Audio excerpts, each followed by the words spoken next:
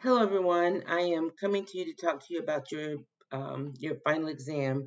In this class, an introduction to sociology, you've been having like chapter quizzes, tests each week. For your final exam, however, you will have a paper in which you are to write, and I've uploaded that paper already for you to see. You can look at it this week, and you can even go ahead and start working on it this week. But it won't open up in Moodle for you to start posting until the following week.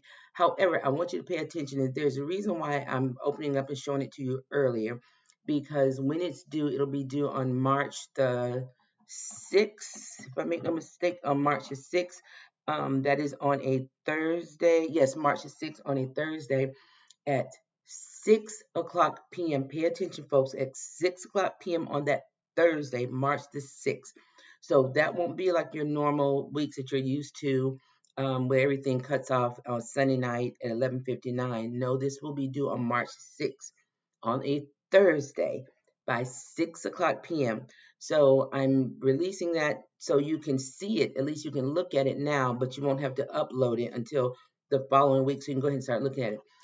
That paper is comprehensive. What I mean by that, it will um, explore many things, many different sociological concepts that we have read about or talked about. If you're in my seated classes, we're talked about, and if you're in my online class, you have read about during the course of the past, I guess, 7 weeks now into Introduction to Sociology. So I want to give you some tips and pointers on this paper.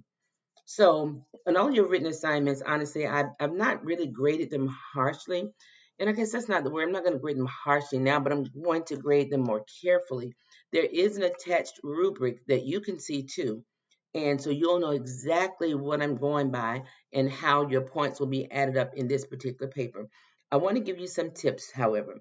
Of course, this is an essay. It will be written it should be formulated into an essay format, nothing fancy. Don't skip lines, all that kind of stuff. It is not a research paper. That's important for me to say. It is not a research paper. This paper is um, to to assess what you've learned from the class, and more importantly, your sociological perspective, your outlook. That is so important because one of the basic things with introduction to sociology, something so important to me, is to make sure that we understand how we come about and we create our own sociological imagination. And how do we do that again? That means we look at others, we look at different behaviors, and we're not ever searching for right or wrong. We're just looking for the whys, basically. We're looking for explanations or maybe even predictions on sociological, on behavior. But we are looking with objectivity. That is very important. So, but also, even when we do that, we all still have our own perspectives, our understandings of it, and our own feelings. So, that is when your sociological imagination, after you have observed and you've looked at other folks and you studied and you've analyzed it, then what you think of it or how you interpret it, that is your sociological imagination. So, in this paper, there are a couple of things I'm going to say that I think should be understood, but I'm just going to make sure to say them. Make sure you capitalize proper nouns. I, when you're speaking of I, and you really shouldn't be using, well, you can use I in this paper. I take that back.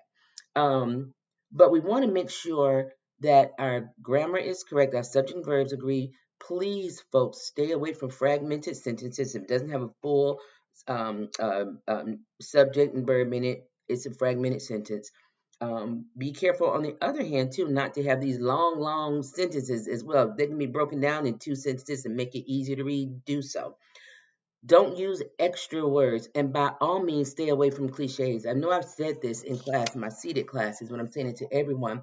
And so I wrote some of them down for an examples, like what are cliches? First of all, they're sayings that most of us come to kind of understand, to paint a picture or something, but it really doesn't have a universal it's not really universally understood, and nor is it really descriptive enough. But we don't want to do that, and it's borderline slang somewhat, but it's not formal enough for a written assignment. So here's some cliches for an example. These are just examples. If you look them up, I mean, they're thousands, but something like once in a blue moon, things we say, but we don't want to write. Because we're really not counting how many blue moons and once or twice. Most of us probably never really seen a blue moon, but white as snow, plain as day, a needle in a haystack. That we don't want to use those terms. Think outside the box, not in our written essays. We don't want to do that. Safe and sound. It is what it is. You only live once. And read between the lines, things like that. We don't want to use those cliches. We don't want to use them. And finally, I shouldn't have to say this, but I will. Absolutely do not use AI. And it's real simple. Why not? AI doesn't know you, doesn't know your perspectives, your experiences, how you feel about something. So this is an opportunity for you, particularly because I know this class goes fast. Even if you're in my seated classes, we don't have time to really discuss everything we read. And even if you're in my online classes, the discussion posts, they serve a purpose, but we still don't really get to interact. And for you to talk about how you feel, how different social constructs have impacted and continue to impact you. So I want you to read very carefully the instructions. If you need help, reach out to me. I think it's pretty self-explanatory, but you do not need I, if you use sources, cite them, but I can't see why you would need to use sources for this paper because it's your perspective, your experiences, and I'm looking forward to it. Now, that being said, I never expect students to reveal anything they want to reveal. They don't want to reveal. I'm just talking about basic things. Example like how we are affected by race, gender, social status, things like that, things that you have observed or things maybe that have happened to you, and even hypotheticals are okay.